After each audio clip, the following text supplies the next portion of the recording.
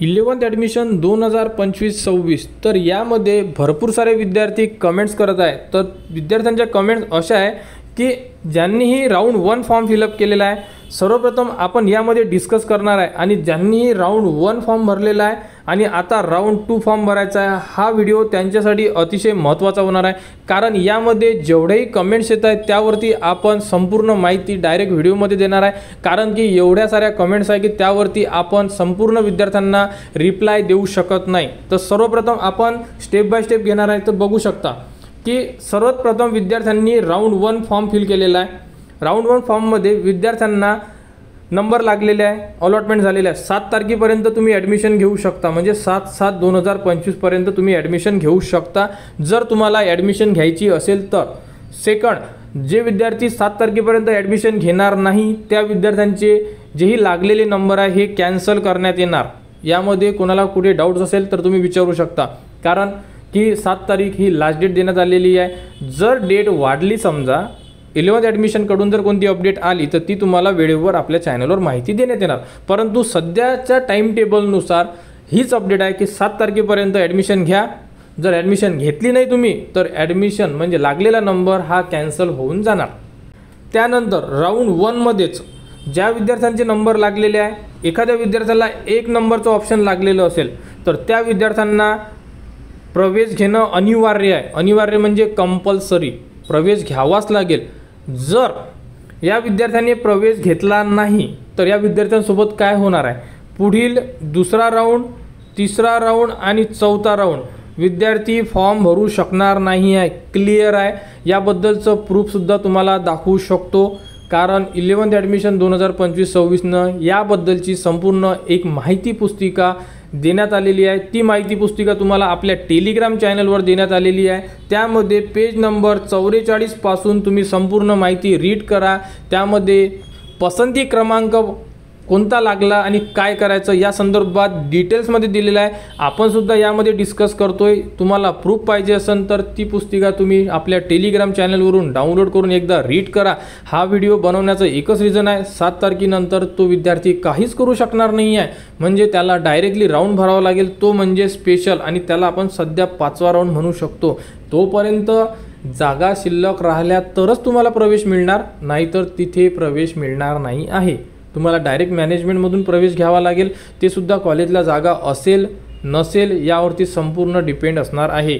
तर यामध्ये कुठे कुणाला डाऊट्स असेल तर तुम्ही विचारू शकता। कारण राऊंड 1 मध्ये 1 नंबरचं कॉलेज मिळणं हे खूपच मोठा प्रॉब्लेम आहे। यामध्ये भरपूर साऱ्या विद्यार्थ्यांना माहिती नाही आहे आणि अजूनसुद्धा कमेंट्स करत आहे की सर आम्हाला 1 नंबरचं कॉलेज मिळालेलं आहे, स्ट्रीम चेंज करायची आहे।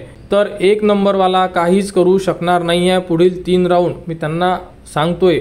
आता आपण बघणार आहे की ज्या विद्यार्थ्यांना 2 नंबरचं ऑप्शन मिळालेलं आहे, राऊंड 1 बद्दल बोलतोय आपण, यामध्ये 2 नंबरचं कॉलेज मिळू शकते किंवा 10 नंबरच्या आतमधलं, या मधातलं पसंतीक्रम म्हणतोय मी, सिरीज वाईज जे तुम्ही कॉलेज दिलेले होते यामधलं ज्याही विद्यार्थ्यांना कॉलेज मिळालेलं असेल, समजा एखाद्या विद्यार्थ्याला 2 नंबर आहे, कोणाला 3 आहे, कोणाला 4 आहे, 5 आहे, 6 आहे, 7, 8, 9, 10 या प्रकारे जर तुम्हाला कॉलेज मिळालं असेल तर तुम्हाला घाबरण्याचं कारण नाही आहे। तुम्ही राऊंड 2 मध्ये म्हणजे राऊंड 1 मध्ये तुम्हाला ते कॉलेज मिळालेलं आहे तर तुम्ही राऊंड 2 मध्ये फॉर्म भरू शकता। तुम्हाला काहीच टेन्शन घ्यायचं नाही आहे। तुम्हाला मिळालेलं कॉलेज कॅन्सल होऊन जाणार पहिल्या राऊंडमध्ये आणि तुम्ही दुसऱ्या राऊंडचा फॉर्म भरू शकता, म्हणजे R2चा फॉर्म भरू शकता।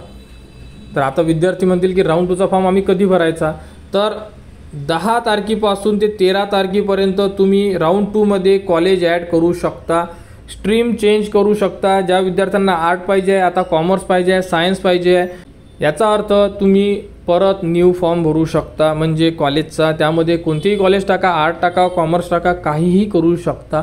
घाबरण्याचं कारण नाही। फक्त तुम्हाला ऑप्शन जे लागले हे 2 ते 10 मधले पाहिजे, 1 नंबर ऑप्शन नकोच। 1 नंबरवाल्यांना डायरेक्ट सांगतो तुम्ही प्रवेश घेऊन घ्या। आणि जर तुम्हाला असं वाटत आहे की प्रवेश घ्यायचाच नाही आहे काही झालं तरी, तर तुम्हाला 4 राऊंडपर्यंत ट्राय करता येणार नाही आहे। तुम्ही स्पेशल राऊंडमध्ये ट्राय करू शकता जर व्हॅकन्सी असल्या तर, परंतु त्या अगोदर तुम्ही कुठेतरी आपल्या ॲडमिशन मिळेल का याबद्दलची माहिती घेऊन ठेवू शकता।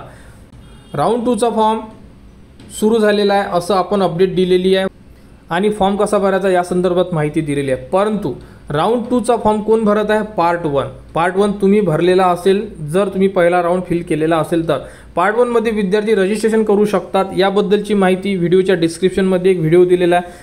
त्या प्रकारे तुम्ही तुमचा राहिलेला जोही तुमचा फॉर्म आहे, म्हणजे एखाद्या विद्यार्थ्यांचा फॉर्म सुटलेला असेल, फॉर्म कधीच भरला नाही त्या विद्यार्थ्यांनी, त्याच्या लक्षात नाही आहे राऊंड 1 म्हणजे जेव्हा रजिस्ट्रेशन सुरू झाले तो करू शकला नाही आहे, तो विद्यार्थी आता पार्ट 1 रजिस्ट्रेशन करू शकते. कधीपर्यंत? 7 तारखेपर्यंत.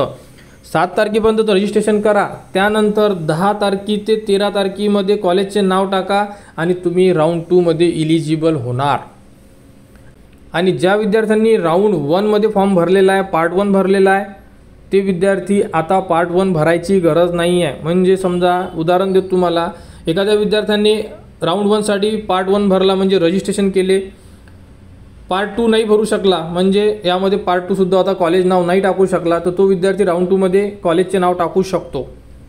किंवा ज्या विद्यार्थ्यांनी राऊंड 1 साठी रजिस्ट्रेशन केलेलं आहे परंतु हा फॉर्म त्यांचा म्हणजे पार्ट 1 इनकम्प्लीट होता, तो विद्यार्थी आता त्याचा फॉर्म लॉक करू शकतो. डॉक्युमेंट्स अपलोड करा, संपूर्ण माहिती दिलेली आहे, त्याप्रकारे तुम्ही फॉर्म भरा आणि तुमचा फॉर्म लॉक करून ठेवा. जेणेकरून ज्यांचे फॉर्म लॉक असेल तो विद्यार्थी 10 तारखेला कॉलेज ॲड करू शकणार.